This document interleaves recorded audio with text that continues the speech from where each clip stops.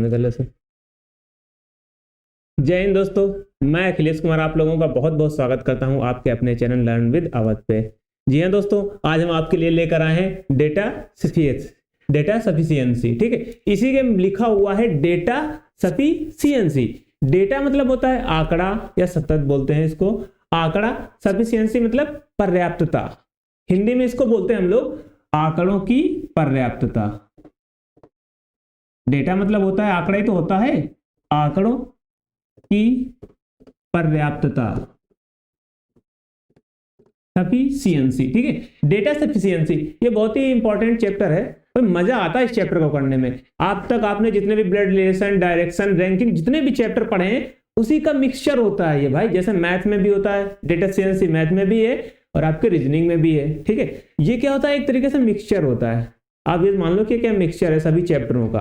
आपने blood relation पढ़ा, उससे भी रिलेटेड इसमें क्वेश्चन आएंगे। रैंकिंग पढ़ी, उससे भी रिलेटेड इसमें क्वेश्चन आएंगे। डायरेक्शन पढ़ी, उससे भी रिलेटेड क्वेश्चन भाई आपके बनेंगे। ठीक है, ठीक है दोस्तों, तो उससे भी रिलेटेड आपके क्वेश्चन बनेंगे। अच्छा एक बात बताओ, अब एक क्वेश्चन तो उससे रिलेटेड बनेंगे, अब क्वेश्चन बनेंगे कैसे, इसके थोड़ा डिस्कस कर लें, फिर हम लोग डायरेक्ट ही क्वेश्चन को सॉल्व करना स्टार्ट करते हैं। अच्छा देखो ध्यान से, क्वेश्चन कैसे लिखा होगा।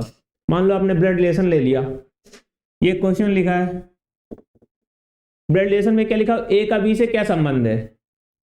क्वेश्चन बहुत सारा दिया है कि ये इनके पिता हैं, इकलौते पुत्र की बेटी है, ऐसा दिया है। उसमें फिर पूछेगा ए से बी का क्या संबंध है, ऐसे क्वेश्चन लिखा होगा। ठीक है, ए से बी का क्या संबंध है। ऑप्शन दिए, दो स्टेटमेंट दिए होंगे, पहला और दूसरा। ठीक है, ध्यान से समझना, पहला और दूसरा। मान लो ए से बी का क्या संबंध है, मान लो इसमें दे दिया कि ए बी का पिता है। क्या दे दिया, ए बी का पिता है, ये क्वेश्चन में दे दिया। ठीक है, ए बी का पिता है। अब दो स्टेटमेंट देगा, पहला और दूसरा। इन दोनों में से ए बी का पता है, ए बी का पिता है, जिस रिलेशन से निकलेगा भाई उसी से कर लेना। ठीक है, अगर मान लो पहले रिलेशन को हम सॉल्व कर रहे हैं, उसमें निकल के आया ए बी का पिता है, तो मतलब ये बात सही है। अच्छा दूसरी बात बोलो, मान लो इसको भी हमने सॉल्व किया, दूसरे स्टेटमेंट को, उसमें भी यही निकला कि ए बी का पिता है। अब दोनों जगह जब भाई ये बताओ, पहले से भी आया दूसरे से भी आया, दोनों से आएंगे, आंसर कुछ भी आए मतलब निकल सकता है रिलेशन ए बी में, तो हमने कहेंगे इससे भी निकला इससे भी निकला। अगर दोनों से निकले तो ऑप्शन कैसे दिए होंगे, ऑप्शन तुम्हारे क्या क्या दिए होंगे, ध्यान से सुनना। ऑप्शन दिया होगा ओनली फर्स्ट, या हिंदी में लिख लो केवल प्रथम। ओनली फर्स्ट, या हिंदी में लिखो केवल प्रथम। दूसरा ओनली सेकंड,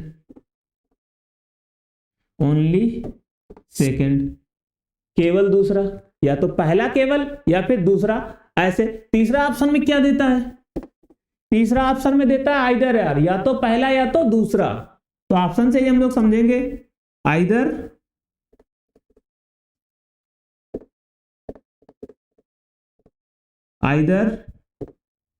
फर्स्ट,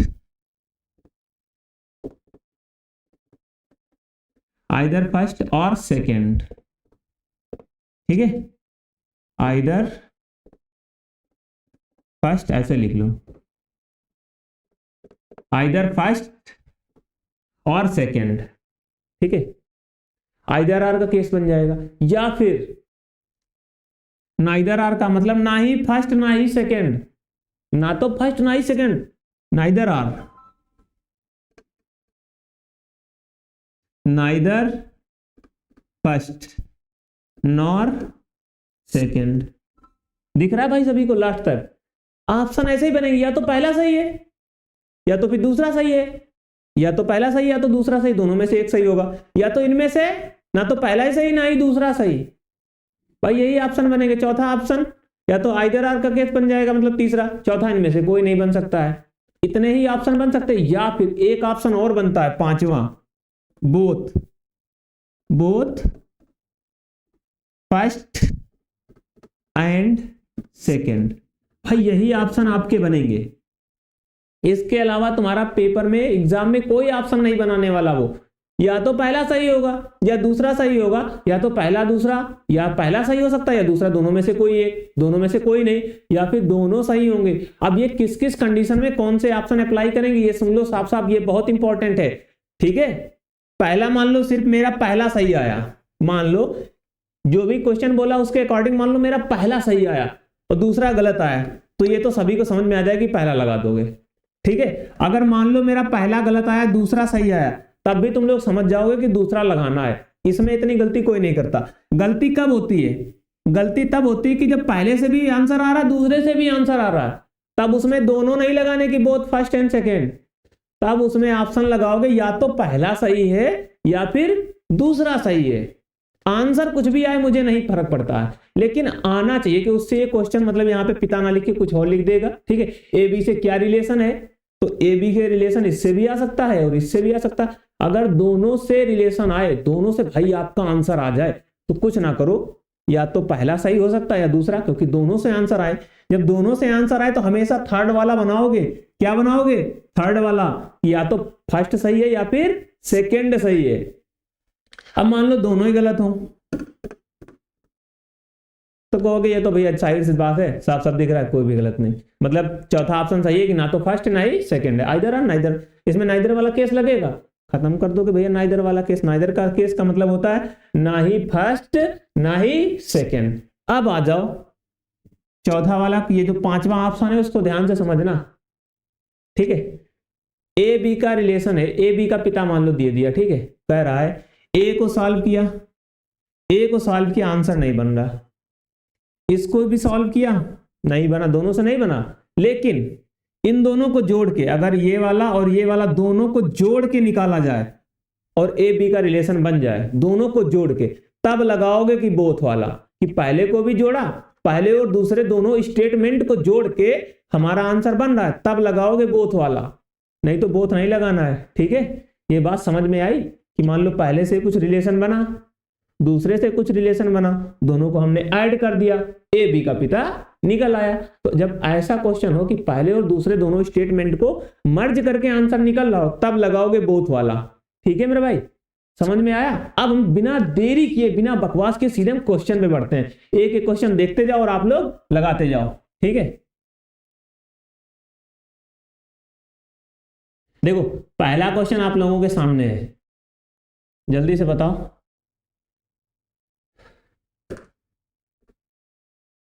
बहुत ही प्यारा क्वेश्चन है, देखते जाओ करते जाओ। ठीक है, क्वेश्चन में कुछ नहीं करना है। अमन अपने शुरुआती बिंदु से किस दिशा में है? सिर्फ इतना क्वेश्चन बोला गया है कि अमन अपने शुरुआती बिंदु से किस दिशा में है, सिर्फ इतनी बात कही कि अमन अपने शुरुआती बिंदु से किस दिशा में है। अब हमने कहा कि भाई पहला और दूसरा दोनों को पढ़ना स्टार्ट करो, पहले को सॉल्व करो, अगर आंसर निकल रहा है तो टिक लगा दो, फिर दूसरे को पढ़ो। दो अगर दोनों आंसर आ जाएं, मतलब इससे भी डायरेक्शन बन रही है और इससे भी डायरेक्शन बन रही, तो हमने कहा अगर दोनों से बन जाए तो भैया आइदर वाला लगाओगे। ठीक है, तो पहले देख लो, हमने स्टेटमेंट तुमको सारे समझाए, पांचों किसमें क्या बनना है, तो उसको ध्यान से जरूर सीखना भाई। उसके बाद मेरा क्वेश्चन देखो, लिखा है अमन अपने शुरुआती बिंदु से किस डायरेक्शन में। अमन का ये नहीं बताना है, अमन को सिर्फ इतना बताना है कि वो किस डायरेक्शन में है। ठीक है, चलो स्टार्ट करो। पहला स्टेटमेंट से हल करो। अमन पश्चिम की ओर 20 मीटर चलता है। भैया पश्चिम किधर होता है? हम कहेंगे यहां से इधर चल दिया, पश्चिम की ओर कितने मीटर चला वो? 20 मीटर। 20 मीटर पश्चिम की ओर चला, दिख रहा है सभी को? थोड़ा बड़ा कर दूं।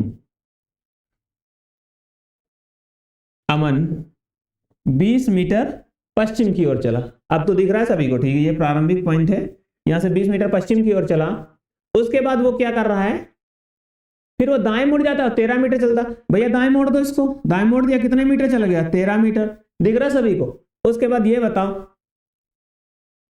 दाएं मुड़ गया, उसके बाद फिर दोबारा दाएं मुड़ता है। अब दोबारा दाएं मुड़ेगा और कितने मीटर चलता है? 20 मीटर चलता है। दोबारा दाएं मुड़ा, फिर 20 मीटर चला। तो भाई 20 ये थी, मतलब सेम इधर के इसका बिंदु जो है, ये डायरेक्शन बता दोगे किस डायरेक्शन में है? हम कह देंगे भैया ऊपर की ओर जा रहा, मतलब नॉर्थ में, लेकिन हमें डायरेक्शन नहीं बताना है, हमें डायरेक्शन का आंसर ही नहीं देना है, हमें सिर्फ देखना है कि पहला वाला सही है या दूसरा सही है, दोनों सही है। हमें सिर्फ इतना चेक करना है, हमें ये नहीं कि आंसर निकाल के रख देंगे। ये हमें नहीं करना है, ठीक है। अमन अपने शुरुआती बिंदु से किस दिशा में है, तो यहां से तो निकल के आ रहा डायरेक्शन शुरुआती बिंदु से नॉर्थ में है, मतलब ये स्टेटमेंट सही है, इससे हम आंसर निकाल सकते हैं। तो आंसर नहीं देना, सिर्फ स्टेटमेंट बताओ। तो ये वाला हम निकाल सकते हैं ना, निकाल सकते हो तो टिक लगा लो, अभी सिर्फ टिक लगा लो। अब दूसरा वाला स्टेटमेंट देखो ध्यान से, दूसरा वाला क्या कह रहा है कि अमन पश्चिम की ओर 20 मीटर चलता है फिर बाएं मुड़ जाता है। तो पश्चिम की ओर चलाओ भैया, हम कहेंगे पश्चिम की ओर चला, फिर पश्चिम की ओर 12 मीटर चलता है, 12 मीटर चलने के बाद वो कहां मुड़ गया, बाएं मुड़ गया। बाएं किधर होता है, नीचे की ओर, बाएं नीचे ही तो होता है, फिर वह बाएं मुड़ गया। उसके बाद 15 मीटर चलता है तो 15 मीटर चल गया। अब दोबारा बाएं मुड़ता है और 12 मीटर चलता है, तो भाई दोबारा बाएं मुड़ा फिर 12 मीटर चल गया। तो ये ऊपर वाला भी 12 चला था, नीचे वाला भी 12 चल गया। तो एक बात बताओ, तो यहां से भी डायरेक्शन निकाल सकते हो, प्रारंभिक पॉइंट से ये भी तो डायरेक्शन आ सकती है, कहेंगे बिल्कुल आ सकती है, साउथ डायरेक्शन है, लेकिन हमें साउथ आंसर नहीं देना है, हमें सिर्फ बताना है कि इन दोनों स्टेटमेंट से हम डायरेक्शन निकाल सकते हैं। कहेंगे यस सर, इससे भी निकाल सकते हैं, इससे भी दोस्तों निकाल सकते हो। जब डायरेक्शन निकाल सकते हो दोनों से, तो हमने कहा अगर दोनों ही सही हो, इससे भी निकल रही इससे भी निकल रही, तो अगर दोनों सही हो, ठीक है, अगर भाई आपकी डायरेक्शन दोनों सही हो तो आइदर वाला केस लगाओगे।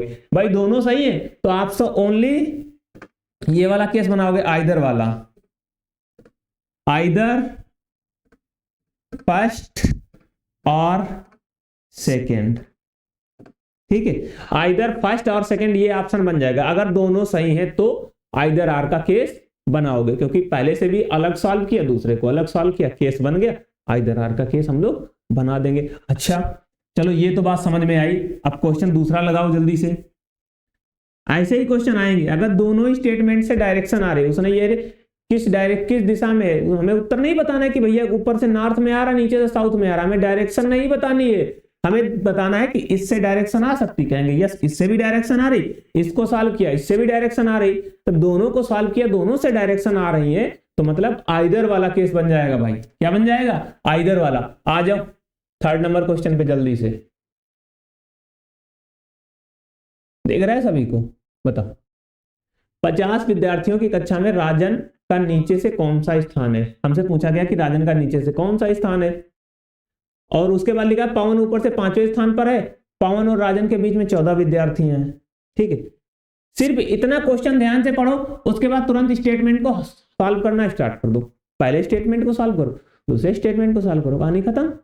पहला सही टिक लगा दो, दूसरा सही टिक लगा लो, फिर उसके बाद डिसाइड कर लो कि भाई अगर दोनों सही हैं तो आइदर आर का, अगर पहला सही है तो पहला लगा दो, दूसरा सही है तो दूसरा लगा दो। ये तो सिंपल सी बात है। केस फंसता है कब, जब दोनों सही होते हैं, जब दोनों सही हो तो आइदर लगाओ ना मेरे भाई। अब दोनों को जोड़ के बने तो बोथ लगाओ। सिर्फ दो बात याद करने वाली है, बाकी तो सब नॉर्मल है। देखो 50 विद्यार्थियों की कक्षा में राजन का नीचे से कौन सा स्थान है, हमने कहा अच्छा ये बात है, तो कहा देखो ध्यान से, पहला हमने कहा भैया पहला पढ़ ले रहे हैं हम, बिना रुके बिना कहे किसी की बात नहीं सुनेंगे, हम पहला पढ़ना स्टार्ट कर दिया। पवन ऊपर से 5वें स्थान पर है, पवन ऊपर से किस स्थान पर है, यहां पर है, ये 5वें स्थान पर बैठा हुआ ऊपर से, ठीक है। उसके बाद और पवन और राजन के बीच 14 विद्यार्थी हैं। अच्छा तो राजन कहीं यहां, पवन यहां है और राजन कहीं यहां बैठा होगा। पवन और राजन के बीच में कुल कितने विद्यार्थी बैठे हैं, 14, ठीक है। राजन को थोड़ा साइड में बनाओ, ठीक है। ये भैया पवन बैठा है, ये बैठा है राजन, इनके बीच में कुल कितने विद्यार्थी हैं, 14। अगर आप पवन का तुम ऊपर से बताओ, पवन यहां से 5वें नंबर पर है, इनके बीच में 14 है, तो पवन का ऊपर से कितना स्थान हो जाएगा, 20। भाई 14 और 5 19 और 1 ऐड कर दोगे और 20, ठीक है। अगर ये ऊपर से 20 है तो नीचे से भी कुछ ना कुछ डायरेक्शन आ जाएगी इसकी। तो मतलब ये हम सॉल्व करते हैं। अगर टोटल 50 लोग हैं, ये बताओ टोटल 50 हैं, टोटल कितने हैं 50, ये ऊपर से 20वें नंबर पर है तो नीचे से कितने नंबर पर होगा, 31वें नंबर पर। हमें ये आंसर नहीं देना था, उसने कहा है कि इस स्टेटमेंट से निकाल सकते हो, सॉल्व कर सकते हो कि 50 राजन कौन से स्थान पर है। हमने कहा बिल्कुल निकाल सकते हैं, ऊपर से भी राजन का कहे पवन का है, किसी का है, तुम निकाल सकते हो इस स्टेटमेंट से जो उसने दी दिया। हमने कहा यस, इससे बिल्कुल आंसर आ रहा है हमारा। कुछ भी आए आंसर से मतलब नहीं, तुमको आंसर निकालना ही नहीं है, सिर्फ इतना देखो कि इस स्टेटमेंट को सॉल्व करके हम आंसर ला सकते हैं। कहेंगे यस आंसर ला सकते हैं। अगर आंसर ला सकते हो तो हमने अभी सॉल्व किया, मतलब आंसर आ रहा है ना, आंसर आ रहा है तो टिक लगा दो भैया। पहला स्टेटमेंट क्या है, सही है। पहला स्टेटमेंट क्या है हमारा, सही है, इससे आंसर आ जाएगा। चलो अब दूसरे स्टेटमेंट की बात करते हैं। दूसरा स्टेटमेंट ध्यान से देखो, क्या दूसरे सॉल्व करें। देखो करण नीचे से 7वें स्थान पर है और करण और किरण के बीच में कुल 14 विद्यार्थी हैं। करण और किरण के बीच में कुल कितने विद्यार्थी हैं, 4 विद्यार्थी। अच्छा एक बात बताओ, क्वेश्चन पढ़ने से पहले एक बात बताओ, यहां राजन की बात कही गई थी, क्या इस स्टेटमेंट में, सेकंड वाले स्टेटमेंट में कहीं राजन का नाम आया? नहीं आया। सॉल्व कर सकते हो या ना करो उसकी बात ही अलग है। जब इसने राजन का नाम नहीं दिया तो हम भैया क्यों इसको सॉल्व करें, ये हमारे लिए बेकार साबित हो गया। हमें ये पढ़ना ही नहीं पूरा। करण नीचे से 7वें स्थान पर है और करण और किरण के बीच में 4 विद्यार्थी बैठे। जब राजन का नाम नहीं आया तो तुम कैसे राजन का स्थान निकाल लोगे इससे? क्या इससे राजन का स्थिति पता चल सकती, स्थान पता चल सकता है? कहोगे नहीं आएगा, तो मतलब पहला सही है। तो ओनली फर्स्ट, केवल पहला सही है। तो ओनली वाला ये तो सिंपल ही था, ओनली फर्स्ट, ओनली फर्स्ट बन गया। इसको कर लोगे, कोई दिक्कत? बिल्कुल नॉर्मल क्वेश्चन था। ऐसे ही क्वेश्चन बनते हैं डेटा सफिशिएंसी में, तुम्हारे सबसे मिक्स आएंगे भाई। ब्लड रिलेशन हो गया, रैंकिंग हो गई, डायरेक्शन हो गया, उन सबसे मिक्स क्वेश्चन बनते हैं। अगर आंसर निकाल सकते हो तो भैया टिक लगा दो, सही है। आंसर नहीं निकल रहा तो छोड़ो, गलत कर दो उसको बस। अगर दोनों से ही आंसर आ रहे हैं, आंसर कुछ भी आए तो वो फर्क नहीं पड़ता भाई, इससे अलग आ रहा है उससे अलग आ रहा है, कोई दिक्कत नहीं, लेकिन आंसर आने चाहिए। जिसके बारे में बात कही जाए उसके बारे में आंसर आना चाहिए, ठीक है। तो कहेंगे इसमें तो राजन की बात कही गई थी, इससे आंसर निकल रहा, तो मतलब ये स्टेटमेंट सही है। इसमें राजन की बात ही नहीं कही कि तुम बिना पढ़े ही छोड़ दो। समय मत, अपना समय बचाओ, समय बर्बाद मत करो। तो क्वेश्चन पढ़ने की आवश्यकता नहीं है। आ जाओ आगे 3rd नंबर पे। देखो EFGH और I एक सबसे सस्ते से पहले वाला कौन सा है? में से एक सबसे सस्ते से पहला, मान लो सबसे सस्ता अगर ये वाला हम मान ले रहे हैं, ठीक है, इससे पहले तो सबसे सस्ते दूसरे नंबर का ही से होगा। तो भाई इधर सबसे सस्ता उधर सबसे महंगा रख लो, तो सबसे सस्ते से एक और, मतलब सबसे सस्ते से पहले वाला, तो वही थोड़ा सा महंगा ही होगा। बात खत्म, ठीक है।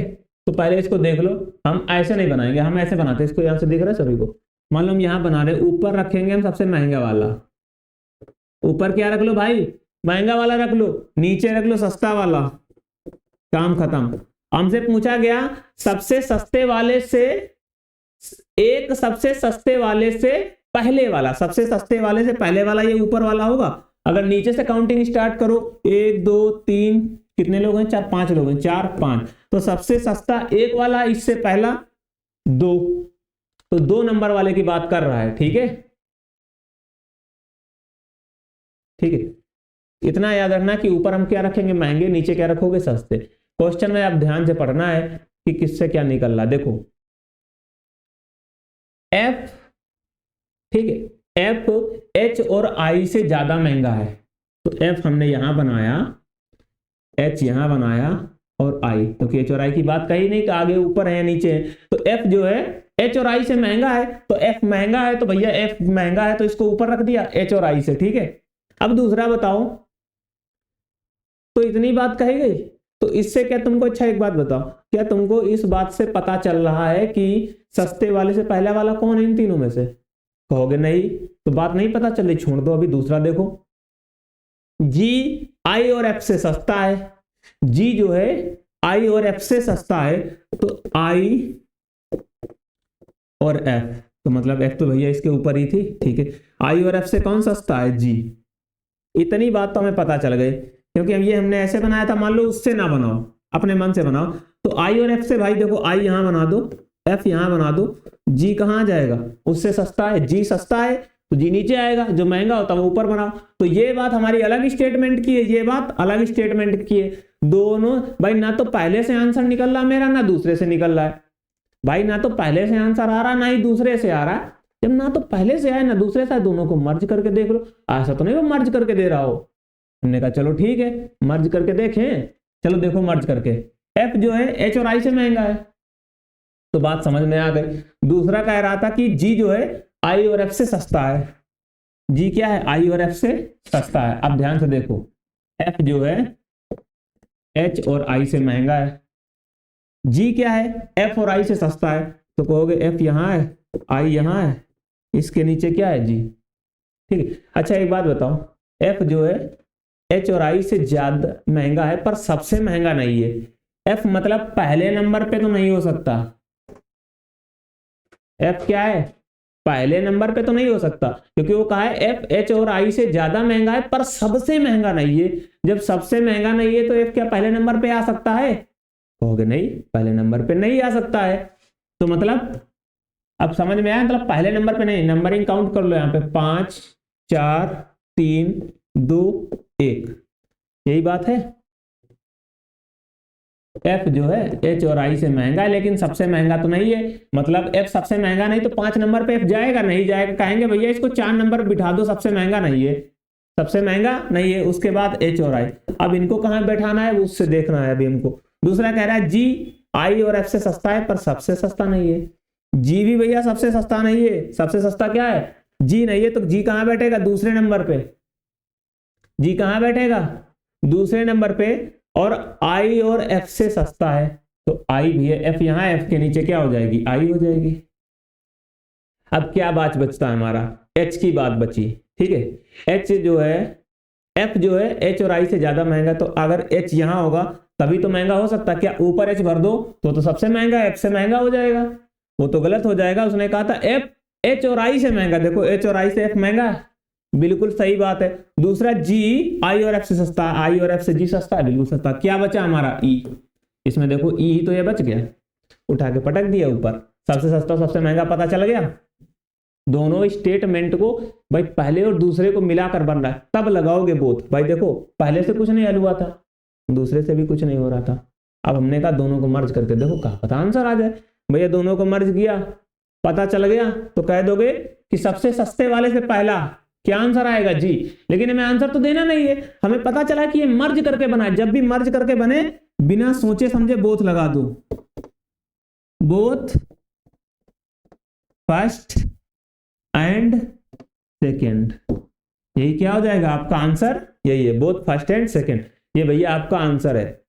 ठीक है, जब भी बिना सोचे समझे कि दोनों को मिलाकर आंसर आ रहा है तब क्या बनाओगे, बोथ फर्स्ट एंड सेकेंड। अगर दोनों सही है तो आइदर वाला केस, बस दो ही याद करने हैं और तो सब चुटकियों वाला काम है।